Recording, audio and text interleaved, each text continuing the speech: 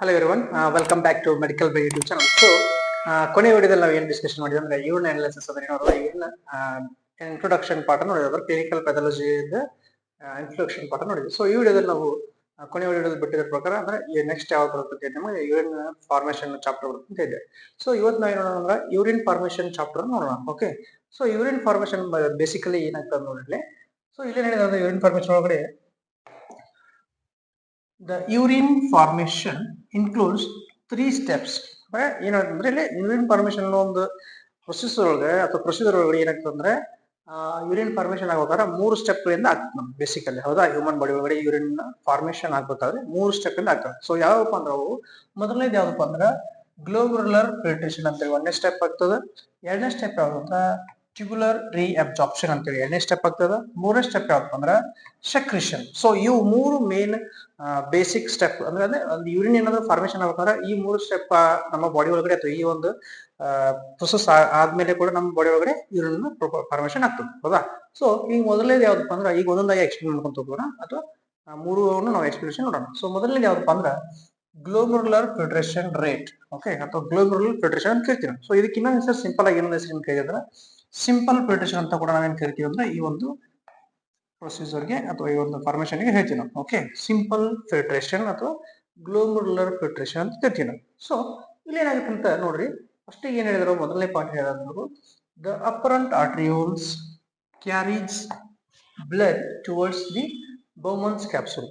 It means ಏನಪ್ಪಾ ಅಂದ್ರ ನಮ್ಮ ಬಾಡಿ ಒಳಗಿರುವಂತಹ ಅಪರೆಂಟ್ ಆರ್ಟ್ರಿಯೋಲ್ಸ್ ಏನ್ ಮಾಡ್ತಾವ ಅಂದ್ರ ಬ್ಲಡ್ ಅನ್ನ ಕ್ಯಾರಿ ಮಾಡ್ತಾವೆ ಎಲ್ಲಿಗೆ ಬೌಮನ್ಸ್ ಕ್ಯಾಪ್ಸುಲ್. ಬೌಮನ್ಸ್ ಕ್ಯಾಪ್ಸುಲ್ ಒಂದು ಆರ್ಗಾನ್ ಗೆ ಕ್ಯಾರಿ ಮಾಡ್ತಾವೆ ಯಾವ ಆರ್ಟ್ರಿಯಲ್ ಬ್ಲಡ್ಸ್. ಓಕೆ, ಸೊ ಅಲ್ಲಿಂದ ಏನಾಗ್ತದೆ ಅಂದ್ರೆ and blood collected by capillaries ಅಂದ್ರೆ ಬ್ಲಡ್ ಎಲೆಕ್ಟ್ ಅಂದ್ರೆ ಕ್ಯಾಪಿಲರಿ ಒಳಗ ಕಲೆಕ್ಟ್ ಆಗ್ತೈತಿ. ಸೊ ಬಟ್ ಅದ್ರ ಜೊತೆಗೆ ಬೌಮನ್ಸ್ ಕ್ಯಾಪ್ಸುಲ್ಸ್ ಕನ್ಸಿಸ್ಟ್ ಗ್ಲೋಮುರುಲರ್. ನೋಡ್ಲಿ ಏನ್ ಹೇಳೋರು, ಆ ಬೌಮನ್ಸ್ ಕ್ಯಾಪ್ಸುಲ್ ಏನ್ ಬ್ಲಡ್ ಬಂತಲ್ಲ, ಆ ಬ್ಲಡ್ ಬಂದಿರುವಂತ ಬೌಮನ್ಸ್ ಕ್ಯಾಪ್ಸುಲ್ ಆರ್ಗನ್ ಇರುತ್ತಲ್ಲ, ಆ ಆರ್ಗನ್ ಒಳಗೆ ಒಂದು ಪಾರ್ಟ್ ಇರ್ತೈತಿ. ಯಾವ ಪಾರ್ಟ್ ಅಂದ್ರೆ ಅದು ಗ್ಲೋಮುರುಲರ್ ಅಂತ ಹೇಳ್ತೀವಿ ನಾವು. ಹೌದಾ, ಆ ಗ್ಲೋಮುರುಲರ್ ಏನ್ ಮಾಡ್ತಾರೆ ಈ ಬ್ಲಡ್ ತಗೊಂಡ್ಬರ್ತೈತಿ ಯಾವ್ದು ಬೌಮನ್ಸ್ ಕ್ಯಾಪ್ಸುಲ್ ಅಲ್ಲಿಗೆ ಕಳಿಸ್ತೈತಿ. ಹೌದಾ, ಸೊ ನೆಕ್ಸ್ಟ್ ಹೇಳ್ತಂದ್ರ glomerular then contain several pores. ಅಂದ್ರೆ ಇಲ್ಲಿ ಹೇಳ್ತಂದ್ರ ಗ್ಲೋಮುರುಲ್ ಏನ್ ಕಂಟೈನ್ಸ್ ಇರ್ತಂದ್ರ ಅದ್ರೊಳಗಡೆ ಸೆವೆರಲ್ ಪೋಸಾಸ್ ಇರ್ತಾವ. ಹೌದಾ, ಸೊ ಸೆವೆರಲ್ ಪೋಸಾಸ್ ಏನ್ ಕೆಲಸ ಅಂತ ಹೇಳಿ ಮುಂದೆ ನೋಡ್ಕೊಂಡು ಹೋಗೋಣ ನಾವು. ಓಕೆ, ನೆಕ್ಸ್ಟ್ ನೋಡಿ ಏನ್ ಹೇಳೋಣ, then the glomerular filtration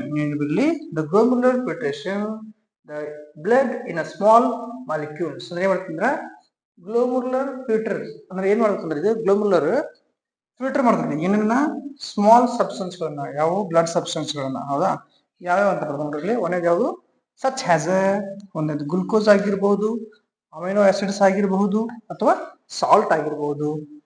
then next water, urea, ಈ ತರ ಇರುವಂತಹ ಸಬ್ಸ್ಟೆನ್ಸ್ ಗಳನ್ನ ಎಲ್ಲೇ ಬ್ಲಡ್ ಒಳಗಿರುವಂತಹ ಸಬ್ಸ್ಟೆನ್ಸ್ ಗಳನ್ನ ಏನ್ ಮಾಡ್ತಂದ್ರ ಫಿಲ್ಟರ್ ಮಾಡ್ತೈತಿ. ಹೌದಾ, ಸೊ ಇದ್ರ ಕೆಲಸ ಯಾವ್ದು, ಎದ್ರ ಕೆಲಸ ಇದು ಗ್ಲೋಮುರುಲರ್ ಕೆಲಸ. ಹೌದಾ, ಎದ್ರ ಹೆಲ್ಪ್ ಇಂದ ಸೆವೆರಲ್ ಪೋಸಾಸ್ ಅದಾವಲ್ಲಿ, ಸೆವೆರಲ್ ಪೋಸಾಸ್ ಇಂದ ಏನಾಗ್ತದೆ ಅಂದ್ರೆ ಇದು ಫಿಲ್ಟರ್ ಮಾಡ್ತದೆ. ಯಾವ ತರ ಮಾಡ್ತದೆ ನಿಮ್ಗೆ ಒಂದು ಡೈಗ್ರಾಮ್ ತೋರಿಸಿ ಅದ್ರ ಮೇಲೆ ಗೊತ್ತಾಗ್ತದೆ.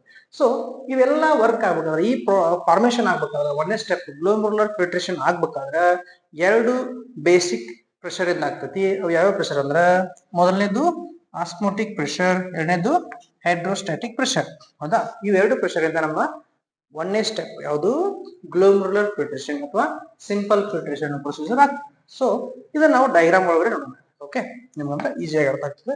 ಸೊ ದಿಸ್ ಇಸ್ ಒಂದನೇ step, this is a first step. ಇದ್ರೊಳಗೆ ಇನ್ನೊಂದಿಷ್ಟು ಬರ್ತದೆ, ಇನ್ನೊಂದಿಷ್ಟು ಪಾಯಿಂಟ್ಸ್ ಬರ್ತಾವ. ಅಂದ್ರೆ ಗ್ಲೋಮುರುಲರ್ ಯಾಕಂತೀವಿ ಅಂತ ಇದರ ಇಲ್ಲಿ ಕೊಟ್ಟಿದ್ರೆ ಕಂಟಿನ್ಯೂ ಪಾರ್ಟ್ ಇದರದು ಒಂದನೇ ಸ್ಟೆಪ್ ಇದೆ, ಕಂಟಿನ್ಯೂ ಪಾರ್ಟ್ ಇದೆ. ಸೊ ನೆಕ್ಸ್ಟ್ ಪಾಯಿಂಟ್ ಏನೇನು ಅಂದವರು the blood is filtrated up to the 85% by glomerular. ಅಂದ್ರೆ ಏನ್ ಹೇಳಿದ್ರು ನಮ್ಮ ಬಾಡಿ ಒಳಗಡೆ ಬ್ಲಡ್ ಏನ್ ಫಿಲ್ಟರ್ ಆಗ್ತಿರ್ತಲ್ಲ ಗ್ಲೋಮುರುಲರ್ಸ್ ಒಳಗಡೆ, ಅಲ್ಲಿ ಏನಾಗ್ತದ ಅಪ್ರಾಕ್ಸಿಮೇಟ್ಲಿ ಎಷ್ಟು 85% ಬ್ಲಡ್ ಏನಾಗ್ಬಿಡುತ್ತೆ ಅಂದ್ರೆ ಫಿಲ್ಟರ್ ಆಗ್ಬಿಡುತ್ತೆ. ಹೌದಾ, ಇನ್ನು ಉಳಿದ ಸ್ಟೆಪ್ ಏನಂದ್ರೆ ಎರಡು ಸ್ಟೆಪ್ ಒಳಗಡೆ ಇನ್ನ 15% ಅಷ್ಟು ಉಳಿದ್ಬಿಡ್ತೈತಿ. ಹೌದಾ, ಇಲ್ಲಿ ಏನ್ ಕಂಪ್ಲೀಟ್ ಅಂದ್ರೆ ನಮ್ದು ಪೂರ್ತಿ ಕೆಲಸನ ಮುಗಿದ್ಬಿಡ್ತೈತಿ. ಇಲ್ಲಿ ಅಂದ್ರೆ ಒಂದು ಫಾರ್ಮೇಶನ್ ಒಳಗಡೆ ಯೂರಿನ್ ಫಾರ್ಮೇಶನ್ ಆಗ್ಬೇಕಾದ್ರೆ ಗ್ಲೋಮುರುಲರ್ ಒಳಗಡೆ ಪೂರ್ತಿ ಕೆಲಸ ಮುಗಿದ್ಬಿಡ್ತೈತಿ. ಹೌದಾ, ಅದಕ್ಕೆ ಏನ್ ಹೇಳಿದ್ರು ನೋಡು the blood filtrated up to the 85% ಎಲ್ಲಿ ಫಿಲ್ಟರ್ ಆಗ್ಬಿಡ್ತೈತ್ರಿ ಗ್ಲೋಮುರುಲರ್ಸ್ ಒಳಗಡೆ ಫಿಲ್ಟರ್ ಆಗ್ಬಿಡ್ತೈತಿ. ಹೌದಾ, ಸೊ ನೆಕ್ಸ್ಟ್ ಏನ್ ಹೇಳಿದ್ರು ಅವರು ಆ ಒಂದು ಗ್ಲೋಮುರುಲರ್ ಒಂದು ಪ್ರೊಸೀಜರ್ ಐತ್ರಿ, ಆ ಪ್ರೊಸೀಜರ್ ಒಂದು ಹೆಸರು ಕೊಡ್ತಾರೆ. ಏನಂತ ಹೇಳ್ತಾರೆ ನೋಡ್ರಿ ಅವರು the total amount of blood is filtrated by the glomerular. is called in GFR. ಅದಕ್ಕೆ ಅಂತ ಹೇಳ್ತೀವಿ ನಾವು ಪ್ರೊಸೀಜರ್ ಅಂದ್ರೆ ಅಪರಂಟ್ ಆರ್ಟರಿಯಿಂದ ಬಂದಂತ ಬ್ಲಡ್ ಬೋಮನ್ಸ್ ಕ್ಯಾಪ್ಸುಲ್ ಸ್ಟೋರ್ ಆಗಿ ಬೋಮನ್ಸ್ ಕ್ಯಾಪ್ಸುಲ್ ಆಗಿರುವಂತಹ ಗ್ಲೋಮರುಲಸ್ ಏನಿರುತ್ತಲ್ಲ ಆ ಗ್ಲೋಮರುಲಸ್ ಏನ್ ಮಾಡುತ್ತಂದ್ರ ಫಿಲ್ಟರ್ ಮಾಡ್ತೈತಿ. ಫಿಲ್ಟರ್ ಮಾಡಿ ಏನ್ ಐತೈತಿ glucose, amino acids, salt, water, urea ಇಂತ ಒಂದು ಸಬ್ಸ್ಟೆನ್ಸ್ ಗಳನ್ನ ಫಿಲ್ಟರ್ ಮಾಡ್ಕೊಂಡೈತಿ. ಸೊ ಆ ಒಂದು ಪ್ರೊಸೀಜರ್ ಏನಂತ ಕರಿತೀವಿ ಅಂದ್ರೆ ನಾವು GFR ಅಂತ ಕರಿತೀವಿ. ಓಕೆ, GFR ಅಂದ್ರೆ ಏನ್ ನೋಡ್ರಿ ಏನ್ ಹೇಳಿದ್ರು ಗ್ಲೋಮರುಲಸ್ ಫಿಲ್ಟ್ರೇಷನ್ ರೇಟ್ ಅಂತ ಹೇಳ್ತೀವಿ ನಾವು ಇದಕ್ಕೆ GFR ಗೆ. ಓಕೆ, ಅಂಡ್ ನೆಕ್ಸ್ಟ್ ನಮ್ದು ಅಪ್ರಾಕ್ಸಿಮೇಟ್ಲಿ ಒಬ್ಬ ನಾರ್ಮಲ್ ಪೇಷಂಟ್ ಅದು ನಾರ್ಮಲ್ ಅಡಲ್ಟ್ ಏನ್ GFR ರೇಟ್ ಇರ್ತದೆ ನಮ್ಗೆ ಏನ್ ಕೊಟ್ಟಿದ್ರು ಅವರು the normal GFR is a 125 ml per minute. 125 ml per minute ಇದು ನೆನಪಿರ್ಲಿ. ಒಂದು ನಿಮಿಷಕ್ಕೆ ನಮ್ಮ ಬಾಡಿ ಒಳಗಡೆ GFR ಕೆಲಸ ಎಷ್ಟು ಮಾಡ್ತಂದ್ರ ಅಂದ್ರ ಅಪರಂಟ್ ಆರ್ಟರಿಯಿಂದ ಬಂದ ಬ್ಲಡ್ ಬೋಮನ್ಸ್ ಕ್ಯಾಪ್ಸುಲ್ ಒಳಗೆ ಫಿಲ್ಟರ್ ಆಗ್ಬೇಕಲ್ಲ ಅದಕ್ಕೆ ಎಷ್ಟು ಟೈಮ್ ಅಂದ್ರೆ ಒಂದ್ ನಿಮಿಷಕ್ಕೆ 125 ml ಫಿಲ್ಟರ್ ಆಗ್ತೈತಿ. ಸೊ ಇದೇನಪ್ಪ ಅಂದ್ರೆ ಕಂಪ್ಲೀಟ್ ಆಗಿ ನಿಮ್ಗೆ ಆ ಒಂದು 1ನೇ ಸ್ಟೆಪ್ ಒಳಗಡೆ ಆಗುವಂತ ಫಾರ್ಮೇಶನ್ ಆಫ್ ಯೂರಿನ್ ಅಥವಾ filtration of urine. Okay, filtration of blood, filtration of blood. So next ಏನ್ ಬರ್ತಂದ್ರೆ ಸೊ ನಿಮ್ಗೆ ಏನ್ ಹೇಳಿದ್ರೆ ಎಷ್ಟೊತ್ತ ನಾನು ಏನ್ ಪ್ರೊಸೀಜರ್ ಆ ಪ್ರೊಸೀಜರ್ ಡಯಾಗ್ರಾಮ್ ಮುಖಾಂತರ ನಿಮ್ಗೆ ಹೇಳ್ತೀನಿ. ಓಕೆ, ಸೊ ನಾ ಏನ್ ಹೇಳಿದ್ದೆ ಫಸ್ಟ್ನೇ ಪಾಯಿಂಟ್ ಹೇಳಿದ್ದೆ the afferent arterioles carries the blood towards the Bowman's capsule. ಹೌದಾ, ಬೋಮನ್ಸ್ ಕ್ಯಾಪ್ಸುಲ್ ಏನ್ ಮಾಡ್ತಾವ ಅಪರಂಟ್ ಆರ್ಟರೀಸ್ ಬ್ಲಡ್ ಅನ್ನ ತಗೊಂಡ್ಬರ್ತಾವ. ಸೊ ಇದಕ್ಕೆ ಏನಂತಾರ ಅಂದ್ರೆ ನಾವು ಇದೇನಪ್ಪ ಅಂದ್ರೆ ಬೋಮನ್ಸ್ ಕ್ಯಾಪ್ಸುಲ್ ಕೊಟ್ಟಿರೋ ಯಾವ ಇದು ಬೋಮನ್ಸ್ ಕ್ಯಾಪ್ಸುಲ್. ಹೌದಾ, ಈ ಬೋಮನ್ಸ್ ಕ್ಯಾಪ್ಸುಲ್ ಏನ್ ಮಾಡ್ತದೆ ಅಂದ್ರೆ ಬ್ಲಡ್ ಅನ್ನ ತೊಗೊಂತೈತಿ. ತಗೊಂಡ್ಮೇಲೆ ಏನದಲ್ಲ ಇದ್ರೊಳಗೆ ಪಾರ್ಟ್ ಇರ್ತೈತೆ ಯಾವ್ದ ಇದು ಗ್ಲೋಮರುಲಸ್ ಅಂತ ಕೇಳ್ತೀವಿ ಇದಕ್ಕೆ. ಸೊ ಈ ಪಾರ್ಟ್ ಏನ್ ಮಾಡುತ್ತಂದ್ರ ಇದ್ರೊಳಗಡೆ ಏನು ಯಾವ್ದಲ್ಲ ಹೋಲ್ ಹೋಲ್ ಹೋಲ್ ಏನದಾವಲ್ಲ ಈ ಹೋಲ್ ಅಲ್ಲಿ ಏನಾಗ್ತಂದ್ರ ಇವಕ್ಕೆ ಏನಂತಂದ್ರೆ ನಾವು ಸೆವೆರಲ್ ಫೋಸಾಸ್ ಅಂತೀವಿ. ಹೌದಾ, ಸೊ ಸೆವೆರಲ್ ಫೋಸಾಸ್ ಏನ್ ಮಾಡ್ತಾವ ಅಂದ್ರೆ ಆ ಒಂದು ಬ್ಲಡ್ ಅನ್ನ ಫಿಲ್ಟರ್ ಮಾಡ್ತಾವ. ಫಿಲ್ಟರ್ ಮಾಡಿದ್ರೊಳಗಂತ ಯೂರಿಯಾ ಆಗಿರ್ಲಿ ಅಥವಾ ಏನು ಸಾಲ್ಟ್ ಆಗಿರ್ಲಿ ಅಥವಾ ಗ್ಲುಕೋಸ್ ಆಗಿರ್ಲಿ ಇಂತ ಎಲ್ಲ ಥಿಂಗ್ಸ್ ಗಳನ್ನ ಸಬ್ಸ್ಟೆನ್ಸ್ ಏನ್ ಮಾಡ್ತಂದ್ರ ಫಿಲ್ಟರ್ ಮಾಡ್ತಾರೆ. ಹೌದಾ, ಫಿಲ್ಟರ್ ಮಾಡ್ಕೊಂಡು ಏನ್ ಮಾಡುತ್ತೆ ಕಂಪ್ಲೀಟ್ ಆಗಿ ಫಿಲ್ಟರ್ 85% ಫಿಲ್ಟರ್ ಆದ್ಮೇಲೆ ಏನ್ ಮಾಡ್ತಂದ್ರ ಅದ ಇದ್ರ ಮುಖಾಂತರ ಈ ರೂಟ್ ಮುಖಾಂತರ ಏನ್ ಮಾಡ್ತಂದ್ರ ಮುಂದಕ್ಕೆ ಟ್ರಾನ್ಸ್ಫರ್ ಮಾಡ್ತಾರೆ. ಸೆಕೆಂಡ್ ಸ್ಟೆಪ್ ನಾವು ಕಳಿಸ್ತೀವಿ. ಓಕೆ, ನೆಫ್ರಾನ್ ಒಳಗಡೆ ಆಗ್ತೈತಿ ಇದೆಲ್ಲ ಪ್ರೊಸೀಜರ್. ಹೌದಾ, ಸೊ ನೆಕ್ಸ್ಟ್ ಏನ್ ಹೇಳಿದ್ರ ಅಂದ್ರೆ ಅವರು ಇದು ಕಂಪ್ಲೀಟ್ ಆಗಿ ನಮ್ದು ಏನಂದ್ರೆ ಫಸ್ಟ್ನೇ ಫಾರ್ಮೇಶನ್ ಅಂದ್ರೆ ಗ್ಲೋಮರುಲಸ್ ಫಿಲ್ಟ್ರೇಷನ್ ಅಂತ ಹೇಳ್ತೀವಿ. ಗ್ಲೋಮರುಲರ್ ಫಿಲ್ಟ್ರೇಷನ್ ಏನಿದೆ ಅಂದ್ರೆ ಸಿಂಪಲ್ ಫಿಲ್ಟ್ರೇಷನ್ ಅಂತ ಹೇಳ್ತೀವಿ. ಸೊ ಇದು ಕಂಪ್ಲೀಟ್ ಆಗಿ ನಿಮ್ಗೆ ಫಸ್ಟ್ನೇ ಸ್ಟೆಪ್ ಒಳಗಡೆ ಆಗ್ತದೆ. ಸೊ ಸೆಕೆಂಡ್ ಸ್ಟೆಪ್ ಏನ್ ಹೇಳಿದ್ರು tubular ರಿಅಬ್ಸಾರ್ಪ್ಷನ್.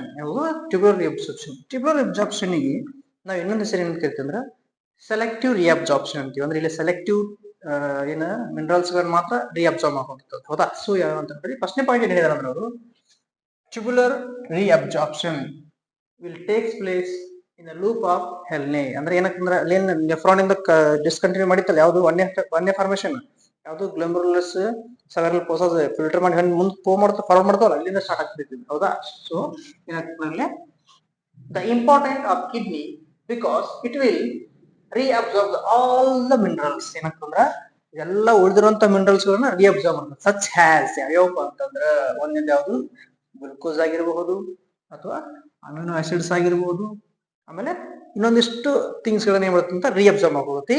So along with water ಅನ್ನ ಬಿಟ್ಟು, ಹೌದಾ, ವಾಟರ್ ಅನ್ನ ಬಿಟ್ಟು ಉಳಿದಿರೋ ಎಲ್ಲ ಒಂದು ಸಬ್ಸ್ಟೆನ್ಸ್ ಗಳನ್ನ ಅವನು ರಿಅಬ್ಸಾರ್ಬ್ ಮಾಡ್ಕೋತೈತಿ. ಯಾವುದು ಈ ಒಂದು ಸೆಕೆಂಡ್ ಸ್ಟೆಪ್. ಹೌದಾ, ಸೊ ನೆಕ್ಸ್ಟ್ ಏನ್ ಹೇಳಿದಾರೆ ಒಂದು the nephron itself reabsorb the sodium reabsorbed by sodium passive transport mode. ಹೌದಾ, ಏನಾಗ್ತದೆ ಸೋಡಿಯಂ ಅನ್ನು ಕೂಡ ನೆಫ್ರಾನ್ ಇಟ್ ಸೆಲ್ಫ್ ಏನಾಗ್ತಂದ್ರೆ ತನ್ನಿಂತಾನೆ ರಿಅಬ್ಸಾರ್ಬ್ ಮಾಡ್ಕೊಳುತ್ತೆ. ಹೌದಾ, ಸೊ ನೆಕ್ಸ್ಟ್ ಪಾಯಿಂಟ್ ಏನಿದ್ದಾರೆ ಅವರು ದ ನೈಟ್ರೋಜನ್ ವೇಸ್ಟ್. ನೆನಪಿರ್ಲಿ ನೈಟ್ರೋಜನ್ ವೇಸ್ಟ್ ಕೂಡ ಏನಾಗ್ತಂದ್ರೆ ರಿಅಬ್ಸಾರ್ಬ್ ಆಗುತ್ತೆ by the limited ANP enzyme. ನೆನಪಿರ್ಲಿ ಲಿಮಿಟೆಡ್ ANP ಎಂಜೈಮ್ ಇಂದ ಯಾವ್ದು ಕೂಡ ಇನ್ನೊಂದು ಏನಾದ್ರು ರಿಅಬ್ಸಾರ್ಬ್ ಆಗತ್ತಂದ್ರ ನೈಟ್ರೋಜನ್ ವೇಸ್ಟ್ ಕೂಡ ಇಲ್ಲ ಅಂತಂದ್ರೆ ರಿಅಬ್ಸಾರ್ಬ್ ಆಗ್ತದೆ. ಹೌದಾ, ಸೊ ನೆಕ್ಸ್ಟ್ ಏನ್ ಹೇಳಿದಾರೆ ಅಂತವ್ರು ANP ಅಂದ್ರೆ ಏನ್ ನೋಡ್ರಿ ಆಲ್ಟ್ರಿಯಲ್ ನ್ಯೂಟ್ರಿಯೇಟಿಕ್ ಪೆಪ್ಟೈಡ್ ಅಂತ ಒಂದು ಎಂಜೈಮ್ ಬರ್ತೈತಿ.